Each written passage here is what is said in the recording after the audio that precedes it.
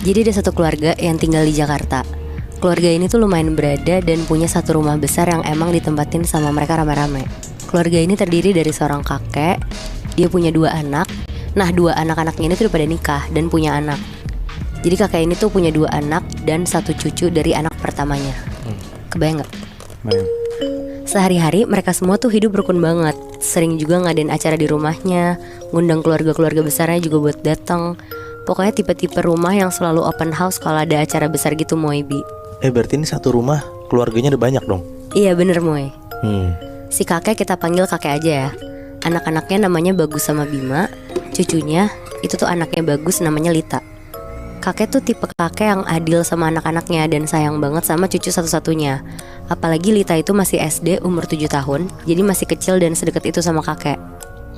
Sampai akhirnya di umur 80 tahun kakek meninggal karena sakit.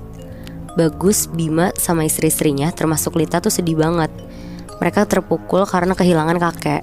Di hari kakek meninggal, Bagus dan Bima tuh sibuk ngurusin pemakaman kakek. Sedangkan istri-istri mereka tuh sibuk ngurusin rumah kakek, karena jenazah kakek kan akan ada di rumah dulu sampai zuhur baru dimakamin. Lita cuma bisa nangis-nangis di samping jenazah kakek.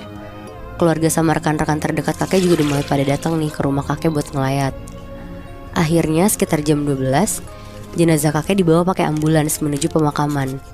Hari itu tuh lagi terik banget, semua keluarga juga datang ke pemakaman kakek.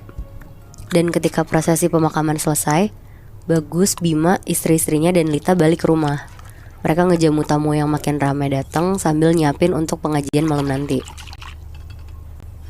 Sekitar jam 7 malam, pengajian mulai, semua berdoa buat kakek. Setelah pengajiannya selesai, ada satu teman Bagus nyamperin Bagus, namanya Rina. Dia ngobrol sama Bagus, ngomongin kakek, sampai-sampai Rina itu tuh nawarin Bagus untuk ngejual rumah kakek dan hasilnya bisa dibagi sama Bima. Jadi emang Rina ini tuh emang agent properti, dan dia tuh nawarin Bagus untuk ngejual rumah kakek karena rumahnya kakek tuh lokasinya strategis, gede, dan kebetulan harga properti pada saat itu juga lagi naik dan bagus. Anjing, agak kurang ajar ya. Di hari H pemakaman baru meninggal langsung ditawarin gitu anjing. Iya bener, Bi. Jadi kayak nyari kerja ya. Terus jadi Rina tuh nawarin biar Bagus dan Bima gak kehilangan kesempatan ini. Ditambah ternyata Rina udah punya klien yang lagi nyari rumah di daerah rumah kakek dengan luas tanah yang hampir mirip sama rumah kakek juga. Ngedenger itu Bagus yang lagi berduka cuma iya-iya aja. Tapi 2 minggu berlalu, Bagus tuh kepikiran sama omongan Rina tentang rumah kakek.